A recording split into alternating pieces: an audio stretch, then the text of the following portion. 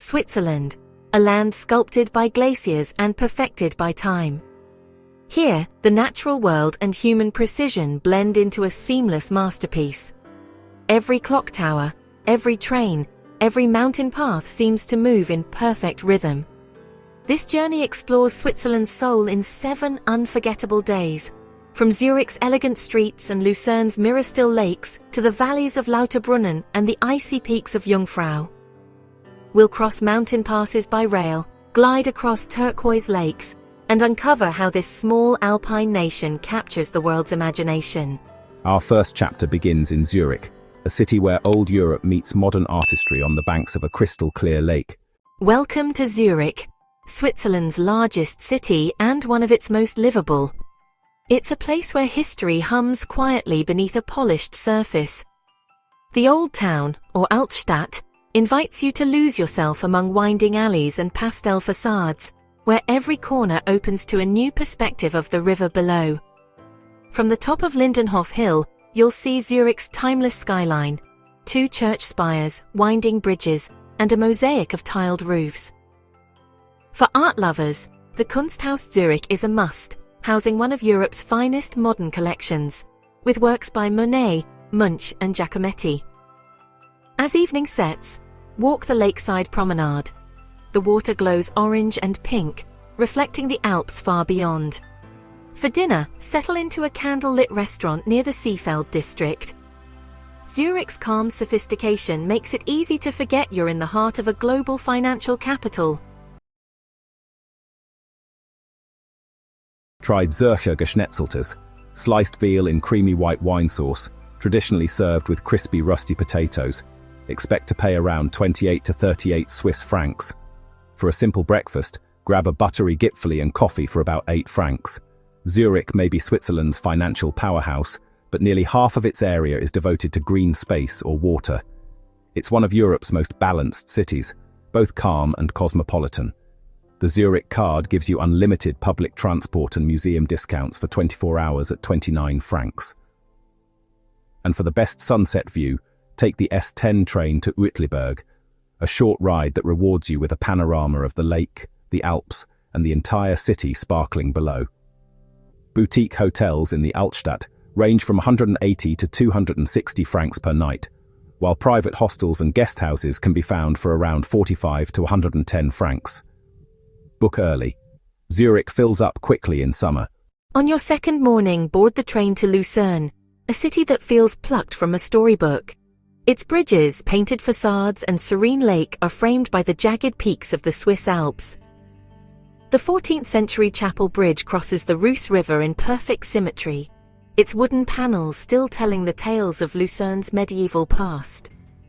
Follow the sound of church bells and street violins through narrow lanes until you reach the Lion Monument, a poignant sculpture carved into sandstone to honor the Swiss guards who gave their lives in service. Then, step aboard a lake steamer and let the wind carry you toward the mountains.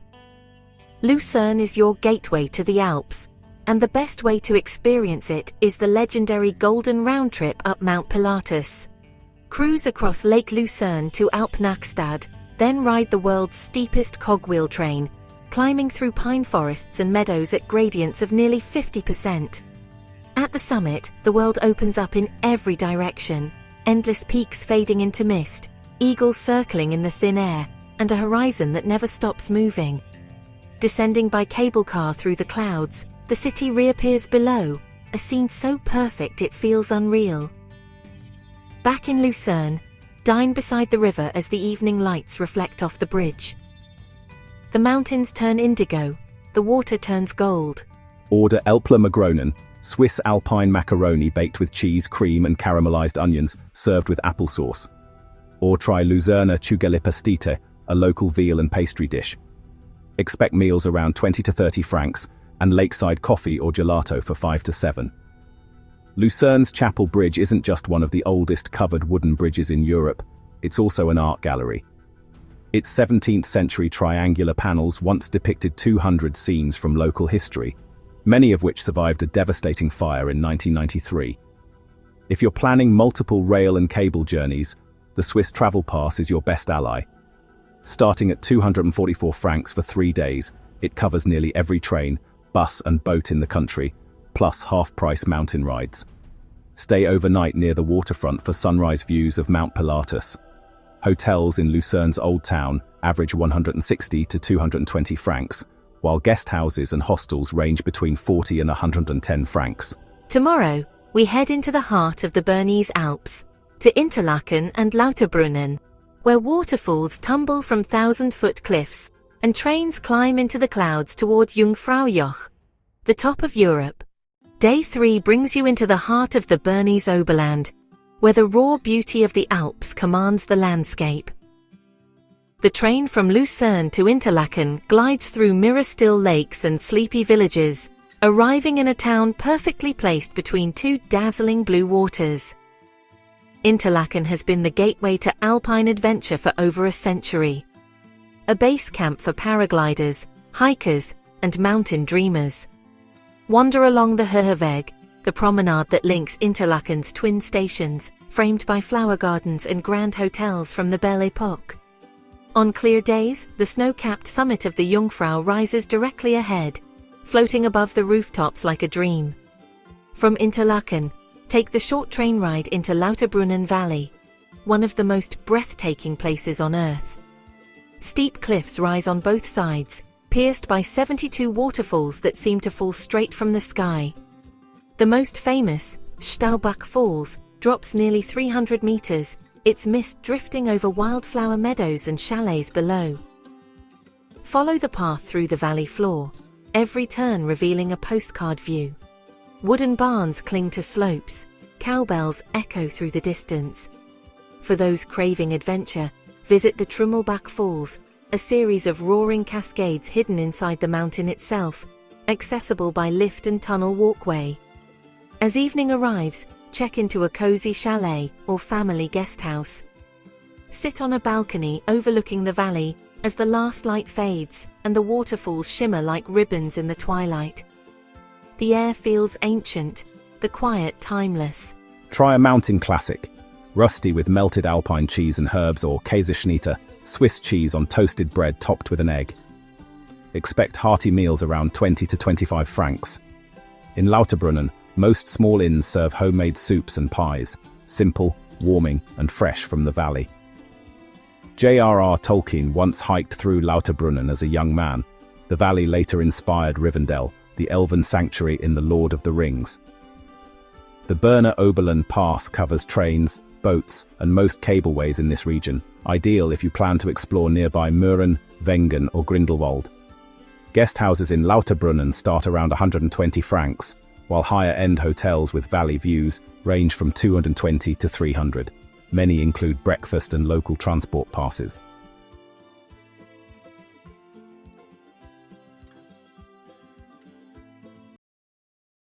From the peaceful valley of Lauterbrunnen, the next morning brings one of the world's most iconic journeys, the train to Jungfraujoch, known as the top of Europe. It's a marvel of engineering and imagination, a railway carved through the Eiger and Munch mountains, climbing to an altitude of 3,454 meters. Depart early from Lauterbrunnen or Grindelwald via Kleine Scheidegg, where the alpine panorama unfolds in every direction.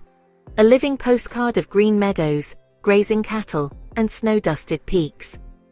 As you climb higher, forests give way to rock, and rock to eternal ice. At the summit, step out onto the viewing platform.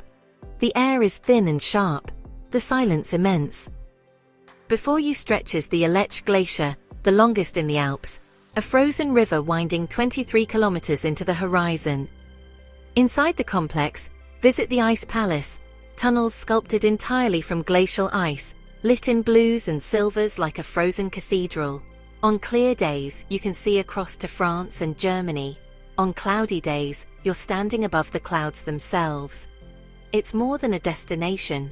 It's an experience that makes the world feel both vast and small all at once. Return via the same route in the afternoon, stopping for coffee or mulled wine at Kleine Scheidegg's mountaintop terrace. The air is crisp. The bells of distant cows echo softly through the valleys below. In Kleine Scheidegg, order raclette or fondue. Molten Swiss cheese served with bread and potatoes. Expect to pay 25 to 35 francs, but the view alone is priceless. Construction of the Jungfrau Railway began in 1896 and took 16 years to complete, much of it blasted by hand through solid granite at freezing temperatures. Tickets to Jungfraujoch start around 210 francs round trip, but early bird or regional passes can save you up to 25%. Always check the live weather before boarding. Visibility changes fast at this altitude. Return to Lauterbrunnen or Interlaken for the night. Many travelers prefer staying 2 nights here, allowing flexibility in case of cloudy conditions at the summit. Tomorrow, we leave the Oberland and journey south, tracing the railways through mountain tunnels and emerald valleys to the legendary peaks of Zermatt and the Matterhorn, Switzerland's most iconic summit. Today's journey takes you to Zermatt, one of the most breathtaking mountain towns in the world, and the gateway to the mighty Matterhorn. No cars enter this valley. The air here is clean, crisp, and scented with pine. The only sounds are the hum of electric taxis, the distant rush of rivers, and the whisper of snow drifting from the peaks. The train from Interlaken connects through Visp to Zermatt, a scenic ride of roughly 3 hours that feels like a moving painting. Wooden chalets line the track as the glacier-fed Vispa River rushes beside you. When you step off at Zermatt station, you're greeted by cobblestone streets and the Matterhorn towering impossibly high above. This 4,478-meter pyramid of stone has defined Swiss identity for generations, appearing on chocolate bars, stamps, and postcards around the world. Spend your morning exploring the village, its blend of mountaineering history and modern alpine charm. Visit the Matterhorn Museum, where you can see artifacts from the first successful ascent in 1865, a triumph shadowed by tragedy when 4 climbers fell to their deaths during descent. By midday, board the Gornergrat Railway, Europe's highest open-air cogwheel train. As you climb, each turn reveals a new layer of grandeur: snowfields, glaciers, and peaks that seem to float in thin air. At the summit, over 3,000 meters high, you stand face to face with the Matterhorn, close enough to trace its ridges, distant enough to feel its power. The Gorner Glacier stretches beneath your feet, a frozen river of blue ice twisting toward infinity. It's a moment that humbles and uplifts at once, a reminder that Switzerland's true magic lies in its balance between the human and the eternal. Descend by late afternoon, when the light turns golden and the mountain glows amber against a violet sky. Dine in one of Zermatt's cozy alpine chalets, where wood fires crackle and every meal feels earned by the day's adventure. Try Walliser Rusty topped with bacon and melted cheese, or Raclette du Valais, served with pickles and potatoes, both local specialties from the canton of Valais. Expect to pay 25 to 35 Swiss francs in a mid-range restaurant. For dessert, nothing beats Swiss chocolate fondue shared under the stars. Zermatt's ban on combustion engine vehicles makes it one of the cleanest resorts in Europe. Everything from delivery trucks to taxis runs on electricity, powered partly by local hydroelectric dams. To capture the perfect Matterhorn reflection, visit Riffelsee Lake, just a short hike from the Gornergrat station. Go at sunrise or sunset for mirror-still water and soft golden light. Boutique alpine lodges in Zermatt range from 200 to 320 francs per night, while charming chalets and guest houses start around 120 francs. Many include breakfast with mountain views that feel worth every cent. Tomorrow, we'll leave the snowy south and journey east through high passes and sparkling lakes to the Italian-speaking region of Ticino, where palm trees meet mountain peaks, and Switzerland reveals a warmer Mediterranean soul. After the crisp alpine air of Zermatt, the next leg of your journey feels like entering another country entirely. Welcome to Ticino, Switzerland's southernmost region, where Italian language, Mediterranean flair, and alpine precision all blend into one. The train from Zermatt to Lugano passes through the Gotthard Base Tunnel, the world's longest railway tunnel, a marvel of modern engineering stretching 57 kilometers beneath the Alps. When you emerge, everything feels different. The light is warmer, The air smells faintly of olive trees and espresso. Lugano sits gracefully on the northern edge of its namesake lake, framed by the peaks of Monte Bre and Monte San Salvatore. Its pastel buildings and palm-lined promenades could easily be mistaken for the Italian Riviera. But here, everything runs with Swiss order. Start your day strolling along the Lungo Lago di Lugano, a lakeside walkway adorned with flowers, cafes, and art installations.